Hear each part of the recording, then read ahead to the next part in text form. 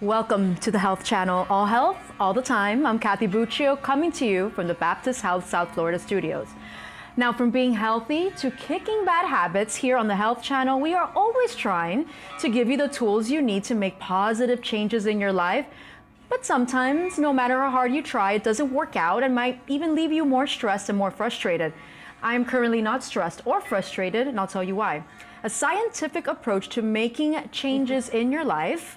We're going to hear about that with our guest today. Her name is Dr. Wendy Guess, a behavioral change marketing educator with the College of Business at Florida International University. Welcome to the show, Wendy. Thank you. Glad to be here. We need to tell our viewers why I'm so zenfully playing this instrument that this is divine, I have to tell you. It is. The first time I heard it, it was just like, zah. It's called a Monolina sound therapy instrument from the company Fieldtone. And this is going to be a huge part of what we discussed today, because it's a tool that actually helps in the stress management and finding that balance and that harmony that we're going to be talking about, correct? Yes, absolutely. Okay, I'm going to do this, but I have to put it aside now before my stage manager kills me. Okay, so let's get into this story. Tell me a little bit about your background and what it is that you do, and especially dealing with harmony and wellness. So currently I teach marketing at FIU. And before that, I was involved with a lot of health and wellness, fitness. And that journey started or continued really because I had found myself being all, so active and doing everything I thought was living a wonderful life. And then I found myself with an autoimmune condition, which sort of decided to reprogram how I was going to express life. Right. And so as a result, I found I really need to learn more about stress management and understanding the emotional aspect, the physical aspect, the mental aspect. And so here I am. So then what does healthy living mean to you now as you went through that change? Well, yeah. So originally it was like, well, you eat good and you're exercising. I mean, that's it, right? Well, I quickly found out that no, that wasn't it. Right. And so for me, it's become this journey of understanding that there's multiple components to living healthy. It's not just one or the other, right, or two or more. It's really, for me, it's like a group of 5 things that I try to focus on every day to make sure that I'm getting that well-rounded well-being. Absolutely. We're going to get more into that in a second. But as we get into our discussion, I do want to take a moment to let our viewers know you can call in if you have a question. The toll-free number is 855-796-4475. So you're standing by, and we'd love to hear from you. Now, I want to talk about a term you use to put these changes and balance into perspective, and that is harmony. So can you talk more about what you mean when we talk about, or when you say harmony? Sure.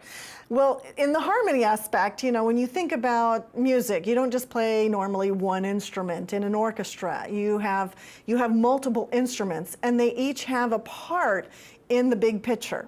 So when you've got all the notes playing, you hope that they're all playing their right notes, and then all of those individual pieces come together and make this beautiful symphony, right, or production. Same in dance. So, you've got multiple different dancers doing multiple steps. That creates a harmony. That create this amazing harmony. And on the flip side, when you're not in harmony, or when you've gone out of harmony, it's like somebody's playing out of note and you're kind of going, ow, ow, this hurts. Or, dancers off here when the rest of them are over here. It's like, so something's off. And I like that you bring up the analogy of dance, because I know that you love to dance as well. So this also, it's part of your own harmony, correct? Absolutely. And that's kind of where it all came from, as I was teaching dance for years and years. And so as a result of teaching these dances and trying to describe the style, right, the styles kind of took on this sort of persona of their own. And that's where I kind of realized what dance is all about. Right, absolutely. Now, you hear so many times, Dr. Guess, that you're trying to find that work-life balance, or is there such thing as balance? I don't think there is, but somehow it goes beyond that, right? Yes, yes. Because to me, especially like talking about dance, you look at the balance of yourself. It's like 1 foot, 2 foot, maybe hand on the floor. You've got 1 or 2 points of balance that hold you steady. Now you add a partner into that mix, and you're not only working with your balance, sorry about the mic, you're also working with with their balance. Right. And now you're having to have multiple things going on to make sure both of you are in balance and executing the steps. So it really became quickly aware to me that there's more things going on than just balance. But then what are the challenges that come? There's something that obviously disrupts this balance. What are some of those challenges that disrupts the balance? So I like to use this analogy, especially so many of us that are in a service-oriented position, right? Whether you're a parent or in healthcare or whatever the area is that you're in, you're giving and giving and giving, and you're giving and giving some more, and then eventually you're empty. It's kind of like the cup, and your cup is empty. So now what are you giving when you're giving? There's nothing to give. But you're still giving. Right. So now we're giving emptiness. And so the idea, or the idea of pouring from an empty cup kind of really visualized for me as like, oh, maybe I should kind of work on refilling that cup. That is a very good visual. So then how do you refill that empty cup? And that's where we want to talk about different, finding those activities that maybe you're lacking in. So let's say, you're constantly giving. Well, when do you give back to yourself? And how do you give back to yourself? And what should that look like? Right. You know what I like that you just said? You are responsible for giving back to yourself. Yes. It can't be reliant on somebody else. You have to find that balance yourself. Exactly, and there's especially young mothers, which I know believe those. you have a few kids, or 2 kids maybe. Yeah. So there's years when you're a young mother and the kids are just really demanding a lot of your time and energy. What do you do? Right. Because they need that. You need to be there for them. And over the years I've met so many young mothers who are just like, I'm so empty, and I was like, okay, even if it's just 15 minutes in the bathtub soaking with salt. I mean, you need that time to replenish you. Absolutely. And I'm very big on that, actually. I lock those doors and stay in the bath and pretend I'm deaf. And it works. Yes. Okay, so one of the things that we have to talk about when we talk about that balance, though, is stress. And that's one no one can escape. So how does that interfere with finding that balance? How does it hurt our harmony? Well, right. So when you're in that setting of stress, you've got something that we want to differentiate between the kinds of stress. So there's acute stress, which, okay, some tragedy or some huge event happens, good or bad, and that's a one-time stress. Okay, then you deal with it, it's done. But what we're facing today is really more of everyday stress, the chronic stress that you're living with it day in, day out. Back to the analogy of young mothers, those kids are just there. And even though they're a wonderful joy, sometimes they pull us off balance, or they pull us out of harmony. And that's where, we need to recognize that. Now, over the years, I've thankfully been able to recognize when I have reached a certain level of stress, my body now gives me symptoms. Right. That's the one good thing of having an autoimmune disorder, is it kind of just says, hey, it's time now. It's time to shut it down and rest. And, so I notice my triggers, and then it's like, oops, okay, I'm there. Because if I let it go too long, then I go into toxicity, and and then it's just toxicity is spewing out of your mouth. You're not fun to be around.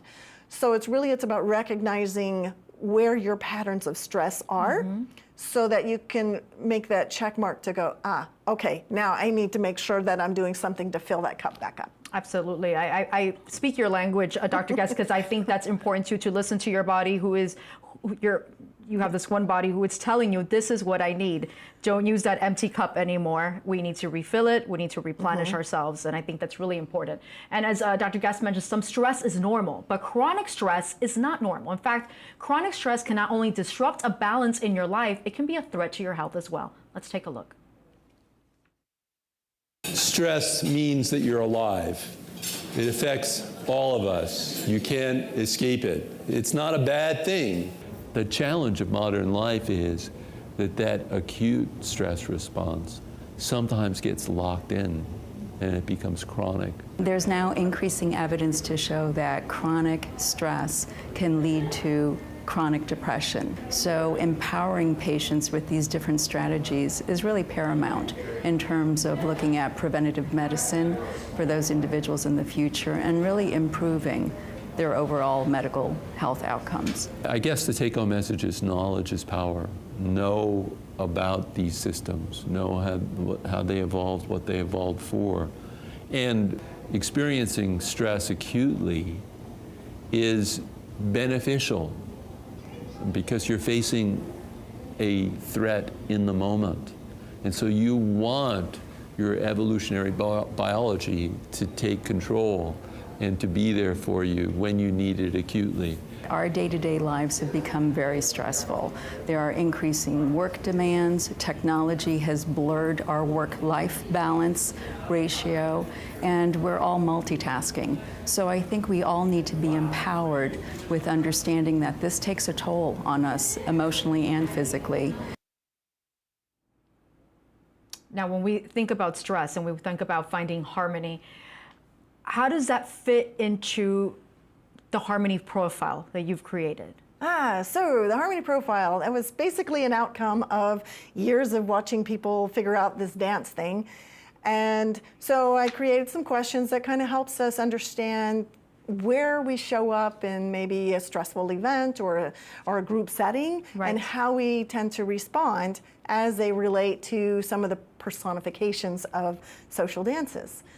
So we're going to get more into these harmony profiles. I even did my test online. You're watching the Health Channel. We'll be right back.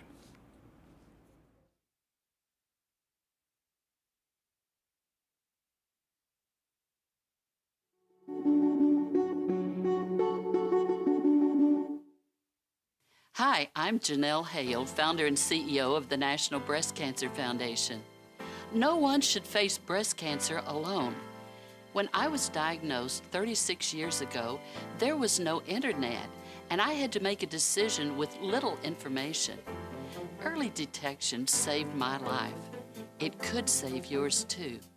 To learn what every woman needs to know about breast cancer, visit nbcf.org/hope.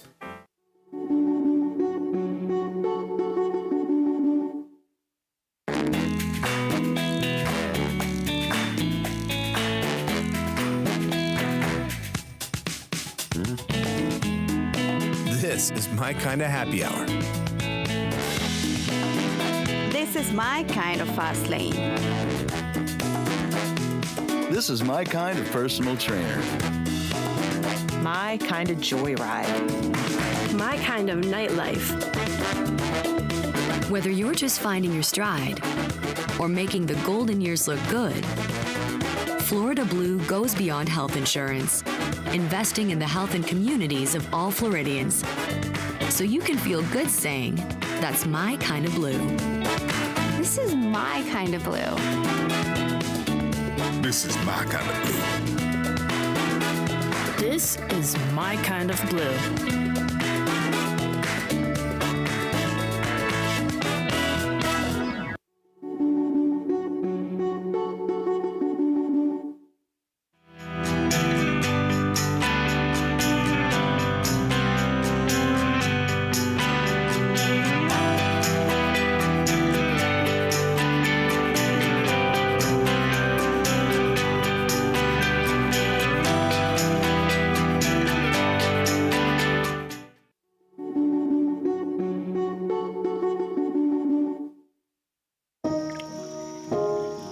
This is the story of a boy who didn't talk for a long time. The boy liked things to always be the same. Any changes would scare and upset him. The unknown was an unfriendly place. The boy was very sensitive to lights and sounds. So he built secret hiding places where they couldn't get in. The boy didn't like looking people in the eye. He wasn't trying to be mean, it just made him feel uncomfortable.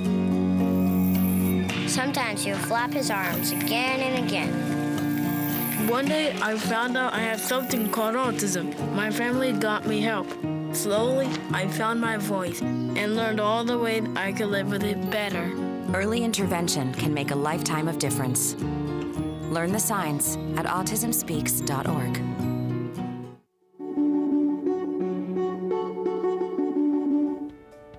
Welcome back to the Health Channel, All Health, All the Time. I'm Kathy Buccio, and joining us is Dr. Wendy Guess, a behavior change marketing educator with the College of Business at Florida International University. If you have a question, please call in using the toll-free number 855-796-4475. We'd love to hear from you. Now, this hour, we are talking about a scientific approach to finding balance in your life and making positive changes. And another word for that balance, Dr. Guess, is harmony. And we have here the Circle of Harmony. So can you tell us more about the Circle of Harmony? Yes, so the Circle of Harmony are the kind of the 5 dances, if you will, that I put together for this profile assessment. And so we'll just kind of quickly go over each of the ones. So for me, Foxtrot represents wisdom, and not the wisdom as in we're so smart and old, but the wisdom is more like taking time to really reflect on our life's experiences so that we learn the lesson from them. Right. And also thinking about, you know, just the whole mind and body connection, right?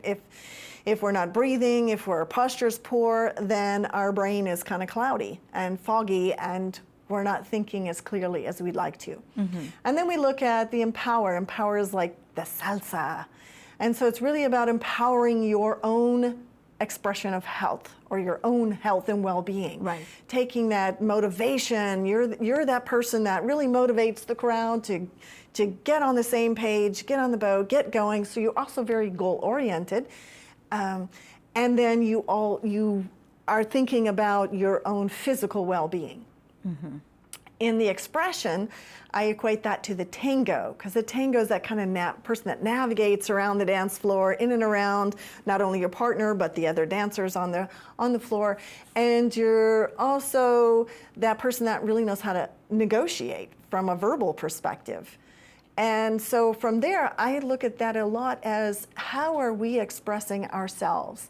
Are we expressing ourselves from our own place of authenticity? Or are we just, you know, trying to just say something that pleases others? That type of thing. Then we look at creativity. Creativity to me is the idea, is what's missing in most profiles, if you will, the personality profiles. They don't talk about that sense of creativity. Because who am I as a creative being? Well, it's not about the talent or the skills. It's really about, how am I making life unique to me? So they're the idea person, constantly thinking of innovations, ideas. If you think about the dance itself, it was created the swing dance, yes, was created at the same time as jazz music. So the musicians were creating stuff, the dancers were creating stuff, and it was just this constant, hey, what about this? What about that? So it's just trying those new things.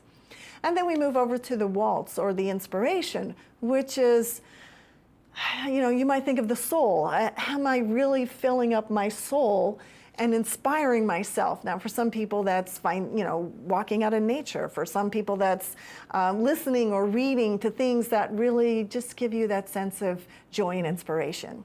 And this relates to those harmony profiles that we were mentioning before our break. And you actually have an animation to give us an overview. So let's watch. Is your business and life performing in 5-part harmony? Let's think about choreography. Like an orchestra, you'll find multiple rhythms synchronizing together to create inspiring harmony. We have multiple roles in various systems that also need to synchronize. Our roles may overlap, and we find ourselves feeling like we're spinning out of control. Now we're in chaos or transformation. Maybe our business even needs a culture change. Recognizing the need to rebuild harmony helps you navigate throughout your systems or roles with more efficiency. How do we start to choreograph the rebuilding of harmony? I've spent decades performing, teaching, and choreographing social dance. It became like an experimental lab for studying the elements of interaction. I discovered each dance I taught took on a unique persona that made it come alive. The reactions I observed offered profound insights into the systems they represented. Out of this experimental lab came the Harmony Profile Assessment. The Harmony Profile helps you discover your dominant harmony that feels more comfortable and your disharmony that may need more support and attention. The Harmony Profiles reflect the personifications of the wisdom of the foxtrot, the empowered salsa, the expressive tango, creative swing, and the inspiring waltz. Which one will you connect with? Find out how you dance through life and business. Take the Harmony Profile assessment now at drwendyguest.com.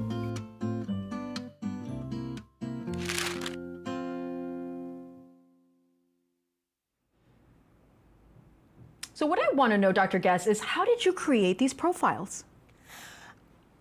From years of watching the dances and watching and trying to explain and describe the styling of dances, and as I was reflecting on the wisdom piece of it and the creativity piece and bringing them all together and realizing that when we're off balance or we're out of sync in one area, that we really need to boost some activities to build us up so that we are feeling more well-rounded.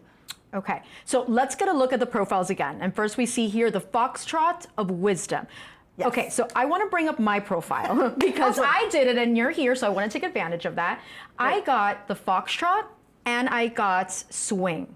Yes, so swing for you was the dominant profile. So when you're, when you're in that group or around or in stressful situations or change or things like that, then we tend to express what's comfortable for us. So in your case, the swing, you'd be the idea person, but also, what do we got to do? How do we got to fix this? Here's an idea, here's an idea. So you're always trying something. You're innovating, you're avant-garde, which is an awesome thing to be. Well, thank you, Wendy. Yes. Okay, and then you said that's the dominant. So then now here pops in the Foxtrot. Yes, so then in the Foxtrot, the idea there is as a disharmony, where that may be where you're feeling depleted or maybe you've spent too much time in or something. So we want to find some activities that help rebalance the harmony. Not that anyone is good or bad or dominant or non-dominant, but that knowing where you're out of sync, perhaps, in a stressful situation is like, okay, so because I know I need to bring in some of the Foxtrot activities, I'm going to focus on those for maybe this week. Right. And so for you, it might be things like just taking time to breathe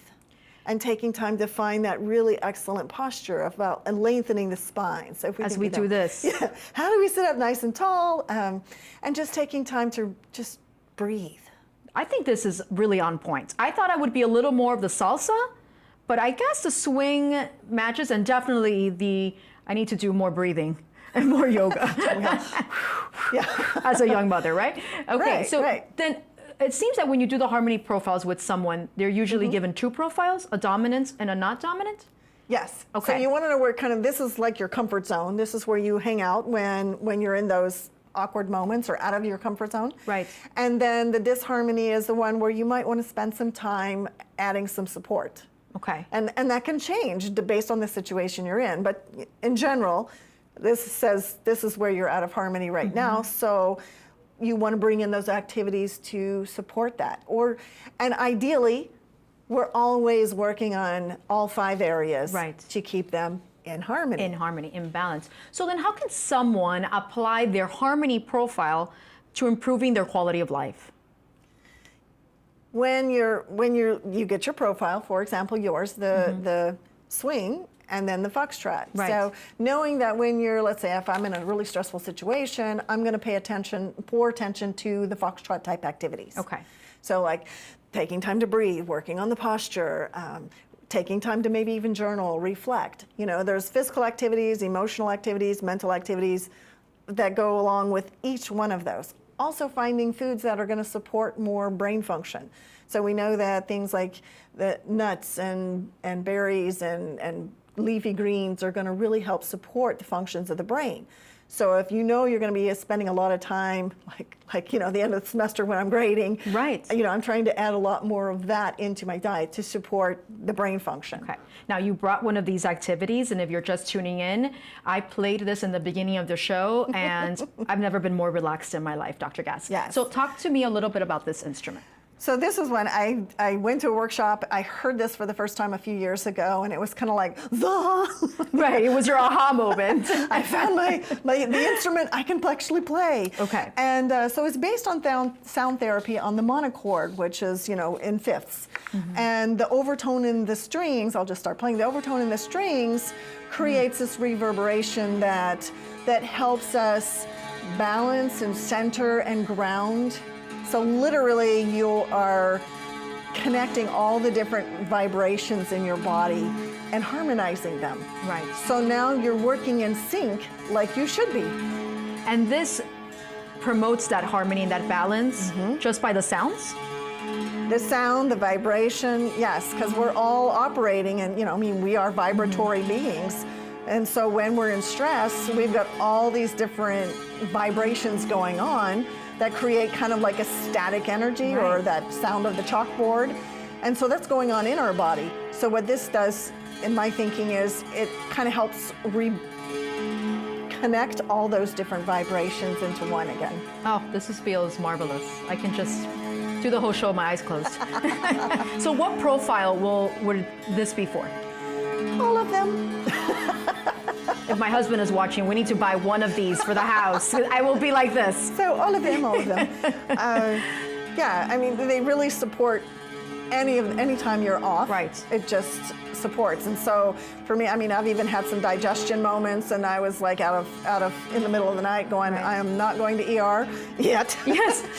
So I thought, okay, I'm going to try this, and it just like dissolved it away. Really, to re-energizes. I love that. Keep playing. Now, still not sure what harmony profile fits you best. We'll talk about how you can get your harmony profile. Plus, we'll talk more about how you can implement better habits into your life when we come back, if we come back, because we're going to fall asleep. Now you're watching the Health Channel, all health, all the time on South Florida PBS.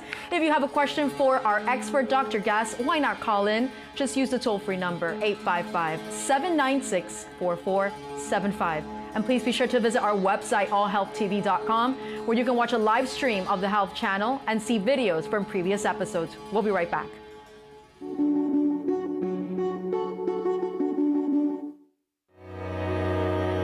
C stands for cutting-edge research, clinical trials, and collaboration. Creating breakthrough treatments as Florida's only member of the Memorial Sloan Kettering Cancer Alliance. At Miami Cancer Institute, C also stands for Cure, world-class cancer care right here at home. Learn more at miamicancerinstitute.com.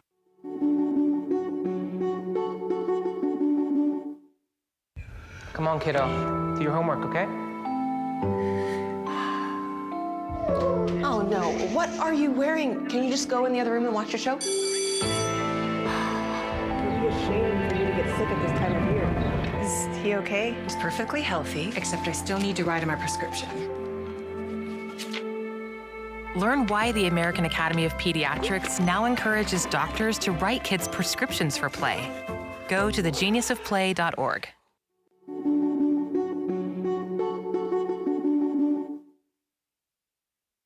A brain aneurysm can strike you when you least expect it, plunging your entire world into darkness. But if you know the warning signs, you're much more likely to survive.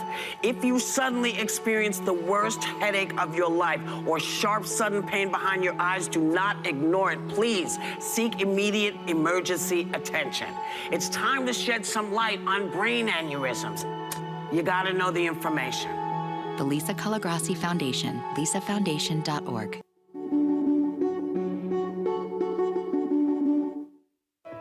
Hello, I'm Dr. Agueda Hernandez with the Baptist Health Primary Care Family Medicine Center at West Kendall Baptist Hospital. Signs and symptoms of hearing loss are different for each child.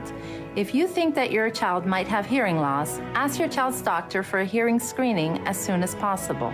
Don't wait. Even if a child has passed a hearing screening before, it is important to look out for the following signs. Speech is delayed, speech is not clear, does not follow directions, often says, huh, and turns the TV volume up too high. Babies and children should reach milestones in how they play, learn, communicate, and act. A delay in any of these milestones could be a sign of hearing loss or other developmental problems. Contact your primary care physician if your loved one is showing any of these signs.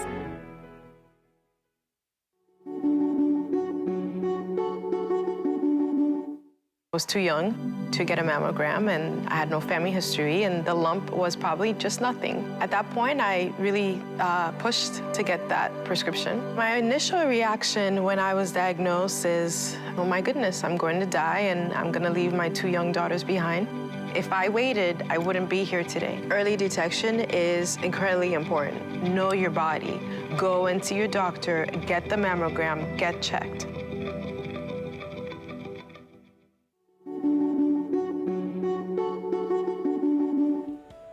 Welcome back to the Health Channel, all health, all the time. I'm Kathy Buccio, and joining us is Dr. Wendy Guess, a behavior change marketing educator with the College of Business at Florida International University. Now, if you have a question, please call in using the toll-free number 855-796-4475. We'd love to hear from you. Now, some of our viewers might be wondering, well, what profile am I? And you actually have a website for that, Dr. Guess. So yes, I do. Let's take a look at it and how it works. So tell me a little bit about the website. What are we going to be answering on the website?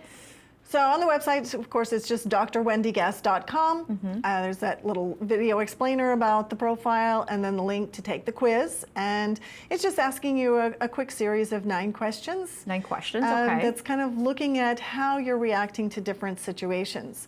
And after those 9 questions, it'll give you your dominant and then your disharmony. And that's what the results will tell you? Okay. And who benefits from taking the quiz? So when you're feeling stressed, or you're feeling like something's missing, I think I'm doing all the right things, well, the harmony profile will help you kind of identify an area that may need some support that's not in your normal radar of things. So particularly like in the creativity, the wisdom, the inspiration. It helps you kind of refine what activities to focus on to really build up and reharmonize yourself. And as we mentioned, you teach at Florida International University. Yes. And what I'd like to know is, how do you implement the harmony profile in your classes? Do you? I do, okay. Absolutely, yes. And so in my health and fitness marketing class, students come in, and to help them understand about the process of changing behaviors, I have them start with this harmony profile. And what that does is help them figure out, well, where they're already comfortable, but then also where they're not so comfortable, perhaps, or that disharmony. And then from there, they go in and they can narrow down some activities that they want to focus on to make a behavior change. And then we spend the rest of the semester helping them go through that healthy change process. Or how do you grade? It's a wonderful... Who is more balanced, or who's most balanced? It's more about the reflective process that they put into it. It's not, there's not a right or wrong activity. It's more like, are you putting in the effort? Are you doing the work? Are you doing the work? Yeah. Okay. Now, how do the harmony profiles help when it comes to implementing those new habits into your life? So if someone says, my case needs more breathing, maybe a little more yoga, how do you work in doing that? So that's the main point, is a lot of times we're just thinking, oh, I've got to do something. I don't know what to do. Well, okay, maybe I'll exercise more. Well, for me, this is what helps, and my own life personally, is when I know I'm off balance, and I go, okay, where am I off balance? All right, if I'm off balance in, say, foxtrot, okay, so now I know the kinds of activities and food and thought processes I want to focus on to bring that back into harmony. Okay. Now, as we get into healthy habits, there are a number of different patterns in our lives, and understanding them can help us make better changes. And I want you to walk us through these, Dr. Guess, because habits, and anyone who thinks that habits can't be broken, they actually can. It takes work, correct? Yes. But we can change our habits. And that's where we get into understanding some of the systemic aspect of what's a habit, what's a pattern, and then, of course, the system. So a lot of times we think, well, a habit is just this thing that I do, and I don't know why I do it, but I just do it, right? But when you understand the deeper meaning, so like the habit really is just kind of our symptomatic expression of a pattern. It's what results from something else. And so when you understand that a habit is just like a symptom, right? Then you go, you can look into understanding more about what's the pattern, okay? The pattern that's creating that habit or feeding that habit, supporting that habit. And that's really the underlying cause or reaction to, you could say, stories that we've created to ourselves. So what you're saying is that behind every habit, there's a pattern that feeds that habit. Yes. Yes, and so when we get closer to understanding the pattern that's feeding that habit, then we don't need the habit as much. Right? Because it's just like you address the cause, you don't have the symptoms anymore from medically speaking.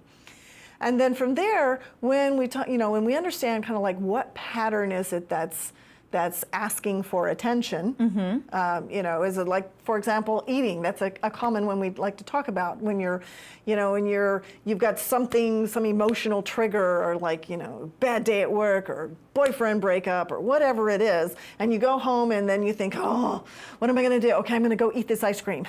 Right. And not just one bite, but I'm going to have the whole thing. The whole quart. So then you look at, okay, what's that deeper pattern that's creating that emotional reaction to the bad day? And do you have choices? And yes, we do. Yes. So then we look at the systems, and those are kind of those unresolved attitudes or judgments or biases that tell us what are we really thinking? What are those systems doing for us and to us? Who are we loyal to? Who are we not loyal to? All of those kinds of things. And that feeds the pattern, which then feeds the habit. Now we're going to talk more about this, but I do want to take a moment to remind our viewers that you can call in if you have a question. That number is 855-796-4475. We're standing by and love to hear from you. Now, what is the difference between starting a habit and getting rid of a habit? If only we asked that question before we started the habit. We wouldn't have this issue. And of course, we learn habits from our environment. Right. We see on TV, like, eating that ice cream is going to solve that, that bad moment or breakup. But it doesn't really. It doesn't. No, it doesn't. So really, it's about understanding the pattern and the symptom or the system that's causing that desire to react. If I want to change that, I want to go back and figure out what pattern am I in, so then I can have choices about how I want to express that pattern, or how I want to even acknowledge that story. So we were talking during the break, I'm named Wendy after Peter Pan, so I love stories, and we can tell stories that are accurate or inaccurate. For like Peter's thought all adults are bad pirates, it's no fun to grow up, so we're not going to grow up. Right? But when he can, kind of like in, the analogy, the movie Hook, where he can realize that you can have both, now that need to be the pirate is reduced. You can just be you, however that looks like. However that looks like, absolutely. Now let's go ahead and look at some steps for forming healthy habits. And the first one is recognizing the habit for what it is. And now, what do you mean by that? So that goes again to recognizing that pattern. Like usually some event triggers that reaction. And when you can recognize the trigger, that, okay, I get in this situation and I tend to react this way. Okay, when you recognize the trigger of the habit before it happens, now it's like you can stop the stress before you react. So it really is a lot of listening and paying attention to the way that you react to certain situations. Yes. There's some schools of thought that say, be the observer of you and your body in your story, as opposed to being, the actor or being like in the middle of it. Observe what's going on. Observe how your patterns. How do you react in these situations? And now when you're recognizing the pattern, recognizing the system. Sorry, I keep saying symptom, system that it's coming from. Am I needing recognition? Am I needing acceptance? Am I needing loyalty? So how can I go about doing that differently? I want to use a specific example. If you can give me one, Dr. Gass, and then we can apply exactly what we just saw. So how we can recognize that and change the habit and become aware and make those changes. So let's say, use an example. Well, so of course I'm gonna go to the parent one. You know, our kids figure out our buttons really fast, and they love to push them. And so it's, you know, and then of course we go into this reaction mode, and my kids love to tease me and get me going down these roads of stories that I'm really believing but not believing, but know that I shouldn't be believing because I know that they're really teasing, but and then you almost. And then I go, you know, like I get caught up in that whole scene, but stepping back, you know, taking that breath, if you will, of recognizing, oh, they're just doing that trigger thing, they're doing that button thing. Okay, now I can, as opposed to reacting to it. Reacting, now I can play along with them, and instead of thinking that they're really being serious when they're not. Right. They just want to push mom's buttons, right? Right, exactly. So we reveal the 5 stages of change when we come back. You're watching the Health Channel, all health, all the time on South Florida PBS.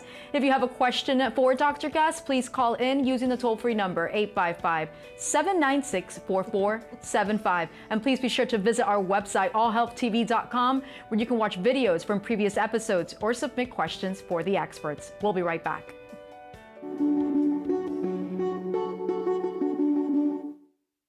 A brain aneurysm doesn't care that you have important meetings. It doesn't care that you have to drop your daughter off at ballet and your son off at soccer practice.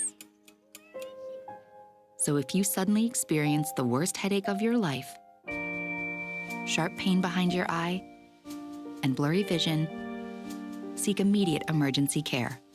The Lisa Calagrassi Foundation, shedding light on brain aneurysms. Learn more at lisafoundation.org.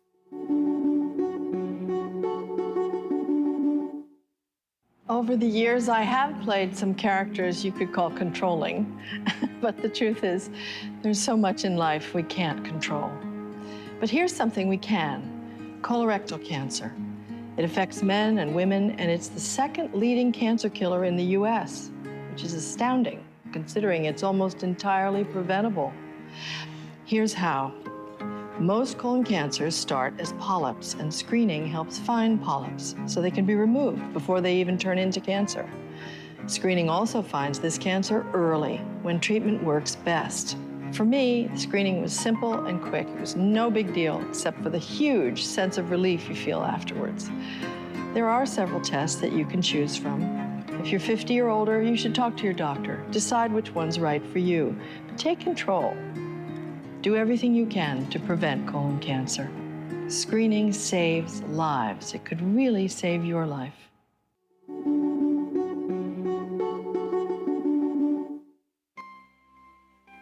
The day of my stroke started off at the office. I did get my blood pressure checked that day because I felt a little off, and it got worse, and I knew something was wrong. They put me in the back of the truck, and that's when I heard the transmission of white male stroke victim. I thought there was a good chance I was going to be dead by the time I got there. They took me to the Miami Cardiac and Vascular Institute, constantly reassuring me that I was being taken care of and I was in good hands. The message I would tell people about their heart and their body in general is definitely see a doctor, have a primary that can detect things early. A big milestone that I have achieved after the stroke is completing 25 years with the Miami-Dade Police Department.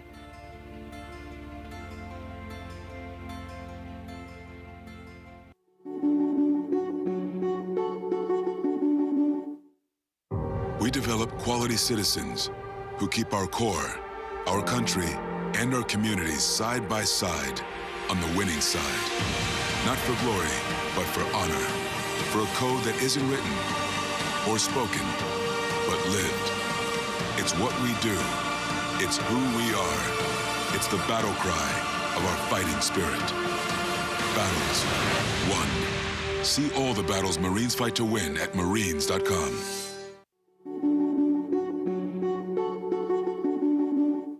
Smart lights, smart locks, smart thermostats. You love your new connected technology, and the Consumer Technology Association wants to help you protect the security of your devices. First, don't use default or easy-to-guess passwords. Create unique ones and keep them safe. Next, look for and install security updates from device manufacturers. Also, have an active firewall for your home router. and consider using a professional installer to set up your new devices. Easy tips from the Consumer Technology Association to help keep your devices secure.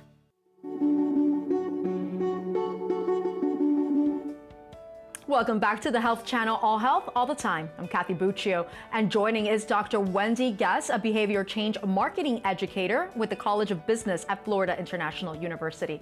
If you have a question for our expert, you still have time to call in. That number is 855-796-4475. Now, we're wrapping up this hour on managing harmony in your life and the steps to make those positive changes. So we've all been there trying something new, something healthy, only to realize we're in over our heads. Now we take a step back. So what are some of those setbacks when you start and you get discouraged and you got to start again? Yes. Well, so there's You're not alone, by the way. That's right. We're not alone. We have a whole science, if you will, called behavioral science or behavior change. And so there's a variety of models. The one that I like to use is called the stages of change or trans-theoretical model. And with that model, it's helping us understand that there's multiple phases of change. You don't just decide one day normally. That normal people don't just decide, okay, I'm changing this habit, I'm done, here we go. Okay. But there's a whole series of steps, 5 actually, that they've identified. So let's start with the first one, which is pre-contemplation. Right. Okay. So that pre-contemplation, the first stage, is really, it's like you may not even realize, you may be in either complete denial or you don't know that you need to change, or you're just not willing to go there yet, right? So at that point, that's where you need like some extra supportive messages or information to kind of help you get to that point of realizing that you now need to be maybe contemplating it, which gets us into the second step. So wait, if you're in denial though, Dr. Gass, does that make it harder to acknowledge and find that harmony though?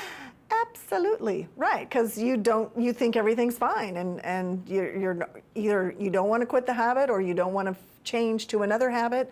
And so that's where it's really difficult to acknowledge that maybe something needs to be changed.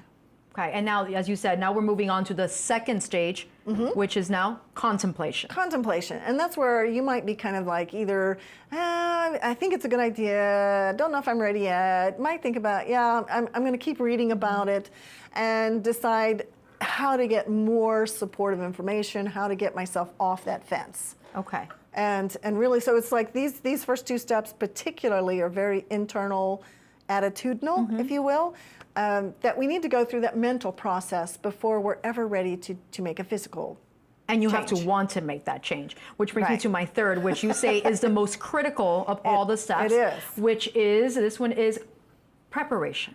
Yes, preparation is that step where, okay, now that you've gone through the first 2, you realize, yes, I am going to make this change. And instead of just jumping into whatever you think that new habit or behavior is supposed to look like, let's step back and take some time to really prepare. Not just prepare, okay, so let's say I want to start a walking program. Well, where do I walk? When do I walk? What kind of gear, clothing, shoes do I need to walk? That's preparation? That's all preparation. Okay. It's that planning stage. Right. Right? So then who do I need to walk with? Who's now, and this is where for me it's like the really essential part of preparation is, who am I going to call on for support when I'm ready to just cave in or stop? You know, who's my support system that's going to help to give you that motivational push that motivational you need. Accountability, you know, that's either going to walk with me or going to call me once a week to say, hey, how's the walking going? Right? And that's the part that we really want to build in, is that sense of accountability. Right? So then, now we're officially ready to start. So that means that now that you've gotten your walking gear and you know where you're going to walk, now it's time to take action, which is our step 4, or stage 4. Yes, so stage 4, we're ready to put those walking shoes on and start walking. We know our route, we know our path. We're ready to take that action. Right. And that's now where we go into, from the mental and preparation piece, we're now going into the physical action piece of changing that habit. And, you know, that stage can last 6 months to a year. We might fall back a few times. We might, you know, get back into preparation again. You can always restart. You restart this. Exactly. Okay. Exactly. And, you know, because that changing that habit, it does take time. It takes longer than 21 days. Absolutely, it does. Because that's just kind of a mental process. But here you say that preparation, which I agree with you, it is a really important step. It's really critical. But I think the last step is really important too, which is maintenance, which means sticking to your plan of action, correct? Yes. So generally, the rule of thumb is once you've been in action stage for about 6 months consistently, then you're now considered to be in maintenance, where you're not as likely to fall back into a non-action, right? You're pretty consistent. It's kind of like, I remember the years of where we actually had to wear seatbelts. Right. Because I grew up in an era where it was sort of secondary. Optional. Optional, if I would die, I would die, whatever. But when you had to, it was like I really had to spend some time consciously thinking about, okay, I get in the car, I put on my seatbelt. Now, I'm in maintenance mode. I don't have to think about that. It's like I get in the car, I put on my seatbelt. Now you created the good habit of putting on your seatbelt. Yeah, so it's not like it's not a decision every time we get in the car. Right. And hopefully, things like brushing your teeth. It's just something that you do. It's not a decision. So. Yeah, it's like you don't have to make that decision. Let's see, do I want to brush my teeth this time or not? We're now in a place of maintenance where you just brush your teeth. So it's like it's just in there. Okay, but do you use this, Dr. Gass? Do you use this all the time still? I constantly have to, we are human beings. We are constantly in change and stress. And so I use these to kind of help me stay centered, grounded, harmonized, focused. Yeah. Amazing. I'm probably my biggest client. Absolutely. You're like, not only a teacher, I tried it myself as well. Yes. Okay, so for a few examples of healthy habits, let's look at this clip for healthy habits to form before you turn 30.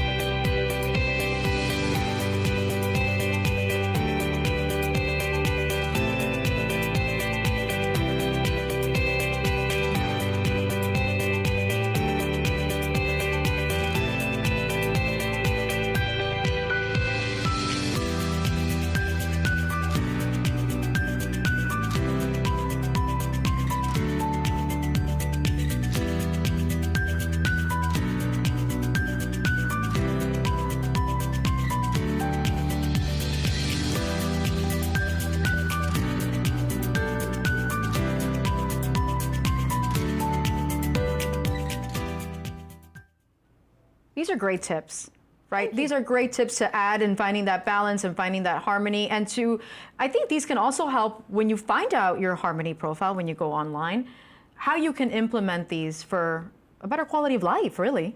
It really is. And it's about supporting each one of the harmonies so that none of them ever have to end up feeling depleted. Absolutely. Are there any additional habits that you recommend for someone to find that harmony, or some that weren't mentioned? Yeah, so in each one, it's about trying different things. So for me, especially for the swing, it's about trying new things. So like just a few years ago, I learned about this instrument. A few years before that, I learned about kayaking. I'd been canoeing, but I hadn't been kayaking. So there's just a variety of different ways that you can experience new things. Right. For me, nature has always been a place where I go to kind of refill my cup. Right. And find that inspiration. And now I just make a point to every morning I wake up and I look for inspirational information. Right. And so would you say that's the common denominator with all the profiles, is trying new things to sort of enhance that balance? Yes, so finding out a variety of things that work for you. Absolutely, and that's the most important. As we wrap up, any last minute tips before you go that you want to share with our viewers, especially about your harmony profiles and finding that balance in an everyday stressful life? Stress happens. And it's not the stress. I mean, because stress is just stress. It's just an event. It's our reaction to that stressful event that makes all the difference. So I would encourage you to really stop and think, okay, it's stress. It's just stress. How do I want to react to that? Or do I want to take control of how I act instead of react? Absolutely true. Thank you so much, Dr. Gus. And it wouldn't also help that we can all get an instrument like that, start our day off. Yeah. Or maybe take it in the car as we drive around South Florida. That'll help. Absolutely. Thank you for being here. Fascinating show. That's all the time that we have this hour. So be sure to join us next time on the Health Channel. All Health all the time on South Florida PBS. And follow us on social media at All Health TV, hashtag All Health TV. And please be sure to visit our website, allhealthtv.com, where you can watch a live stream of the Health Channel and watch videos from previous episodes. I'm Kathy Buccio. We'll see you next time.